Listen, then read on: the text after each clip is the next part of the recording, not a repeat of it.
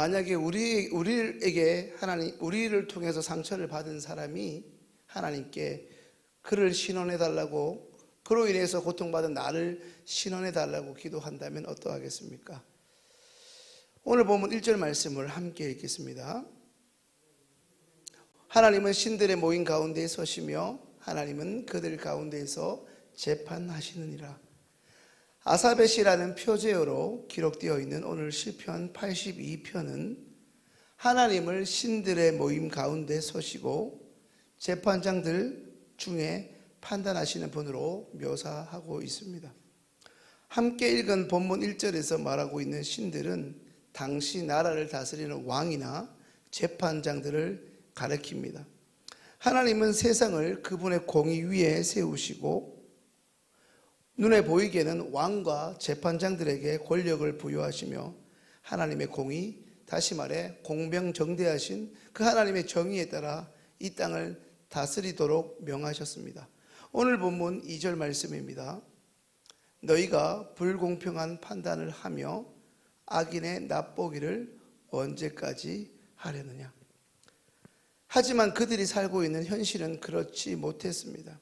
하나님께서 그분의 백성을 잘 다스리고 통치하라고, 특별히 가난한 백성들이 억울한 일을 겪지 않도록 세상의 왕과 재판장에게 허락하신 귀한 사명을 그들이 자신의 욕심 때문에 망각하고 있었기 때문입니다.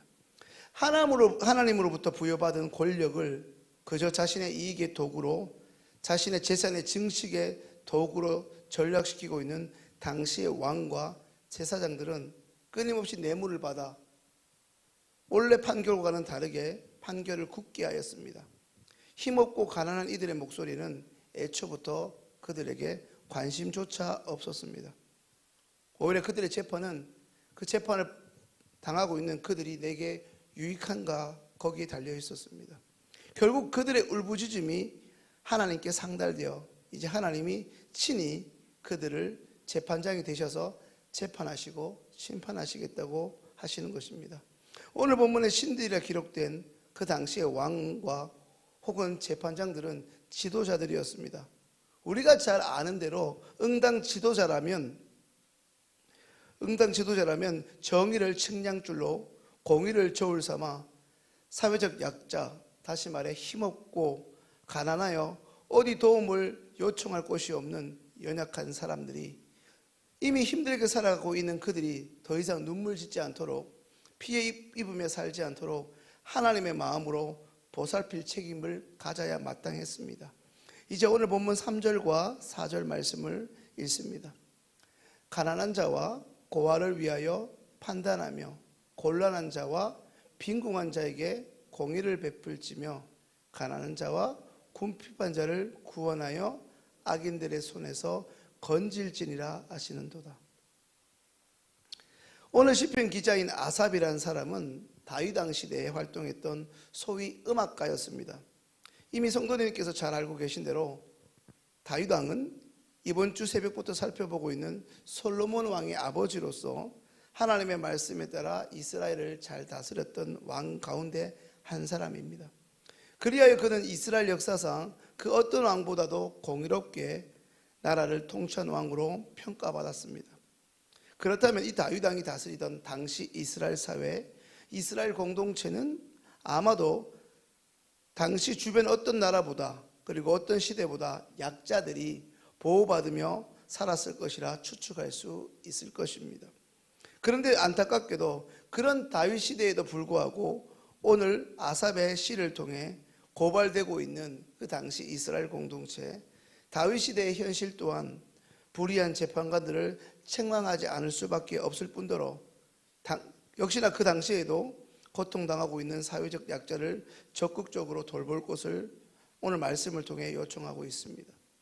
그렇다면 성도님들, 하나님은 오늘 시편 82편을 통해 이처럼 사회적 약자들이 비교적 돌봄을 잘 받았던 그 당시 다윗 시대를 배경으로 사회적 약자를 다시 한번 잘 돌아볼 것을 왜 말씀하고 계시는 것입니까? 그것은 단순히 다윗이 통치했던 그 시대의 재판장들이 유난히 타락했다기보다는 사회적 약자는 시대와 나라와 민족을 초월해 오늘 우리처럼 사람이 살아가는 언제 어디서나 존재하기 마련인 동시에 하나님을 믿는 백성이라면, 특별히 그런 하나님의 백성들로 이루어진 신앙 공동체라면, 이 이스라엘 사회에서는 반드시 그들에게 부여된 이 주변의 사회적 약자들을 돌보아야만 하는 사명이 그들에게 있음을 재차 강조하고 있기 때문입니다. 더 근원적으로 올라가 보면 이스라엘 백성 그들은 태생적으로 먼저 사회적 약자였고 누구보다 연약한 사람들이었습니다. 그들은 계속해서 유목민으로 떠들며 살았습니다. 잘 아시는 출애굽기 말씀에는 너희가 애굽에 종살이하던 나그네였음을, 너희가 애굽의 종되었던 시절을 결코 잊지 말라는 것입니다. 굳이 말한다면 너희가 올챙이적 시절을 잊지 말라는 것이죠. 너희가 그렇게 힘들었던 시절 잊지 말라는 것이죠. 너희가 피눈물 나게 힘들었던 그 시절, 갈시받고 무시당했던 시절을 너희가 잊음으로 너희가 갑질해서는 안 된다 하는 것입니다. 너희도 이전에 종이었다는 말씀을 반복하십니다. 그렇다면 성도님들, 오늘날 영적 공동체, 영적 이스라엘이라 할 수 있는 교회, 예수 그리스도를 구주로 믿는 이들의 무리 혹은 모임인 우리 한 사람 한 사람으로 구성된 이 교회가 사회적 약자를, 먼저는 교회 안에 혹은 교회 밖에 있는 약자들을 돌보는 것은 칭찬받을 일이라기보다 지극히 당연한 일이라 할 수 있습니다. 그런데 안타까운 것은 우리가 속해 있는 기독교가 시간이 갈수록 개인 구원 쪽으로만, 다시 말해 한 영혼이 구원받고 주님의 은총 가운데 평안함을 얻고 그저 개인적인 신앙생활을 영위하는 것으로 굳어져 가고 있지 않는가. 우리 집만 잘 되면, 우리 가정만 잘 되면, 좀 더 나아가서 그냥 나랑 익숙한 사람들이 주 안에서 평안한 것, 그 이상은 기대조차 하지 않는다는 것이죠. 이렇게 개인 구원으로 점점 굳어져 가고 있지 않는가 하는 것입니다. 엄밀하게 말해 교회는 당연히 복지관도 아니고 개인의 인권 업무를 전담하는 기관도 아니지요. 하지만 오늘 시편 82편의 본문을 비롯하여 성경 전반에서 강조하고 있는 것은 오늘 이 자리에 나온 우리 믿는 자들이 사회적 약자에게 관심을 놓지 말고 살아가야 한다는 것을 재차 말씀하고 있습니다. 그러니까 하나님을 경유하는 주님의 자녀들은 구제연금을 정기적으로 내는 것을 넘어서서 일상의 우리의 삶의 자리에서 하나님과 깊은 관계를 맺는 사람임을 드러내 보여야 한다는 것입니다. 어제 금요 기도의 말씀처럼 우리의 신앙은 주일 성수와 헌금 생활, 좀 더 나아가 교회 안에서의 봉사를 통해 그저 나의 만족이라는 그 우상 숭배를 하고 있는 것은 아닌지, 지금이라도 우리의 신앙이 어떠한지를 돌아보아야 합니다. 오늘 시편 82편의 말씀을 준비하고 묵상하면서 계속해서 제 머릿속에서 떠나지 않았던 찬양이 하나 있었습니다.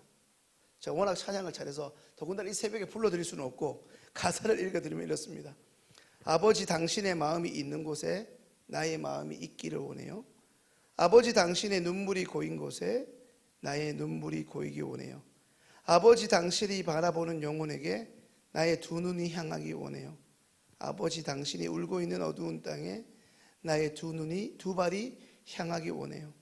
나의 마음이 아버지의 마음 알아 내 모든 뜻 아버지의 뜻이 될 수 있기를. 나의 온몸이 아버지의 마음 알아 내 모든 삶 당신의 삶 되기를. 간혹 우리가 교회 안에서 신앙생활하면서 착각하는 것은 전도가 특별히 그 전도의 은사가 있는 사람만이 하는 거라고 생각할 때가 있고, 특별히 봉사나 어려운 사람을 돕는 구제활동을 거기에 마음이 있는 사람만이 하는 일이라고 여기며 나랑은 무관하다. 그래서 때로는 교회 생활을 내가 하고 싶은 것만 마치 종교 취미생활처럼 여기는 경향이 있는데 그렇지 않습니다. 우리를 사랑하시고 구원하신 하나님의 관심이 어디에 있는가? 하나님의 마음을 살피는 것이 어찌 보면 진정한 예배일 것입니다. 나는 전혀 무관하다 할지라도, 나는 저 사람에게 상관없어도 하나님이 그 사람을 내게 허락하시면 내가 사랑하는 하나님께 향하듯 그를 섬기는 것이 마땅한 성도의 본분이라 할 것입니다. 성도님들의 마음이 하나님 아버지의 마음이 있는 곳에 머무르고 계십니까? 혹시 그 마음이 10년 전의 마음은 아닙니까? 오늘 설교 제목처럼 지금 우리의 마음과 우리의 관심은 어디를 향하고 있습니까? 우리 아들 결혼, 지금 내가 투자한 부동산, 거기에만 관심이 있고 그것을 오늘 이 예배 끝나면 또 기도하고자 우리는 모이고 있지는 않습니까? 성도님들, 하나님이 안타까워하시며 눈물 흘리는 그곳에 우리의 눈물 또한 있습니까? 오늘 이 자리에 나오신 우리의 마음과 눈물은 도대체 어디에 있습니까? 어디에 우리의 시선이 향하고 있습니까? 이제 신명기 15장 11절 말씀이 있습니다. 땅에는 언제든지 가난한 자가 그치지 아니하겠으므로 내가 네게 명령하여 이르노니 너는 반드시 내 땅 안에 내 형제 중 곤란한 자와 궁핍한 자에게 내 손을 펼지니라. 이 말씀 읽을 때마다 드는 생각은 가난은 나라님도 어떻게 할 수 없다는 말이 떠오릅니다. 땅에는 언제든지 가난한 자가 그치지 않겠다 말씀합니다. 내 땅 안에 있는 형제 중 곤란한 자와 궁핍한 자에게 내 손을 펼치리라. 계속해서 사도행전 말씀을 같이 읽습니다. 자막을 통해 같이 읽습니다. 믿는 무리가 한 마음과 한 뜻이 되어 모든 물건을 서로 통용하고 자기 재물을 조금이라도 자기 것이라 하는 이가 하나도 없더라. 사도들이 큰 권능으로 주 예수의 부활을 증언하니 무리가 큰 은혜를 받아 그 중에 가난한 사람이 없으니 이는 밭과 집 있는 자는 팔아 그 판 것의 값을 가져다가 사도들의 발 앞에 두매 그들이 각 사람의 필요를 따라 나누어 줌이라. 아멘. 신명기 15장 11절 말씀과 사도행전 말씀을 읽었습니다. 어떤 의미입니까? 가난한 자를 비롯한 사회적 약자는 먼저 신명기 15장 기준으로 하면 3000년 전으로 거슬러 올라가야 하는 이 신명기 말씀이나 조금 오늘 쪽으로 가까운 2000년 전으로 거슬러 올라가야 하는 초대교회를 이야기하고 있는 사도행전의 활동 무대 모두 이 가난한 자는 존재했습니다. 그런데 초대교회가 오늘날 용어라고 할 수 있는 빈곤 문제, 사회적 약자들을 어떻게 도왔습니까? 어떤 분들 중에서는 사도행전 4장을 공산주의로 해석하는데 그것은 말씀을 잘못 이해한 것입니다. 어떻게 초대교회 성도들, 초대교회 그리스도인들은 이것을 가능하게 했습니까? 좀 더 말씀드린 찬양으로 답을 드릴 수 있겠습니다. 앞서 말씀 찬양으로 답을 드릴 수 있을 것 같습니다. 하나님을 믿는 그들의 관심은, 아니 더 나아가 하나님을 믿고 하나님을 예배하게 된 초기 그리스도인들의 관심은 이제 더 이상 자신들이 필요 이성을 먹거나 나만 잘 먹고 잘 살면 된다, 그것이 아니라 나와 동시대를 살아가는 그 사람들, 내 주변의 이웃들이, 더 정확하게는 자신들에게 허락하신 인근의 이웃들, 그들이 예수를 믿든지 안 믿든지 상관없이 그것과는 별개로 하나님이 내게 허락하라고, 섬기라고 허락하신 영혼들로 여겼기 때문입니다. 사도행전 말씀에 유익한 것, 이미 우리가 눈길이 가는 것은 그들 중에 가난한 사람이 없었다는 것입니다. 신명기 말씀하고 배치되지 않습니까? 가난한 자는 언제 어떤 땅이나 다 있는데 초대교회에는 없었다는 말은, 연약하고 어렵고 가난한 자가 보이면 나 혼자 도울 수 없다면 초대교회인들이 10명이서 혹은 5명이서 구역별로, 지역별로 그 사람들을 도왔다는 의미입니다. 가난한 사람이 생기면 가난한 사람들이 힘들다고 하나님께 호소할 틈이 없을 만큼 그들이 길을 쫑긋이 세우고, 어쩌면 안테나를 세우고 그 가난한 사람들이 예수 믿는 것과 상관없이 그들을 지극정성으로 돌보고 섬겼다는 말씀입니다. 이제 말씀을 정리합니다. 사랑하는 성도님들, 오늘 우리에게 주어진 본문의 말씀을 통해 우리의 삶을, 우리의 관심사를 하나님 앞에 세워보기를 소망합니다. 이번 한 주간 우리를 스쳐갔던 사람들, 그들과의 사건들을 돌아보시기 바랍니다. 그 사건과 우리 주변에 스쳐갔던 그 사람들 앞에서 우리는 어떤 그리스도인으로 존재하였습니까? 우리의 도움의 손길이, 우리의 위로가, 우리의 관심이, 우리의 작은 힘이 필요한 곳이 혹여나 있지는 않았습니까? 그런데 우리는 그 사람들이 내게 도움이 되지 않는다는 하등의 이유로 외면하지는 않았습니까? 오늘 말씀을 통해 묵상해 봅니다. 우리는 재판관도 아니고 왕이 아닌데 이 본문의 말씀이 무엇인가 하실 것입니다. 근데 잘 생각해 보시면 저는 두 딸을 키우고 있는데 두 딸이 싸웠을 때 나는 공정하게 아빠로서 그들을 재판하지는 않지만 그들의 말에 귀담아 들어주었나? 한쪽으로 구분 판결을 하지 않았나? 우리가 교회 생활을 하면서 여전도회를 하고 남성교회를 하면서 내게 익숙한 사람 편에 서서 교회 일들을 진행하진 않았나? 누구 말은 귀담아 듣고 그 편에 섰지만 때로는 옹호하고 대변했지만 어떤 사람 말에는 의도적으로 묵살하진 않았나? 그렇다면 우리도 알게 모르게 굳게 판결한 셈인 것입니다. 사랑하는 신흥의 성도님들, 너무나 무심하게 우리의 도움을 필요로 하는 사람들을 지나쳐 버리지는 않았습니까? 또한 지난 한 주간 우리는 그들에게서 어떤 행동을, 어떤 말을 하였습니까? 그것이 하나님께서 연락하신 삶의 예배였습니까? 다소 우리에게 번거롭고 귀찮게만 느껴지는 그들 또한 우리 하나님께서 우리에게 허락하신 소중한 피조물이라는 생각을 놓치고 있지는 않습니까? 성도님들, 간절히 소망합니다.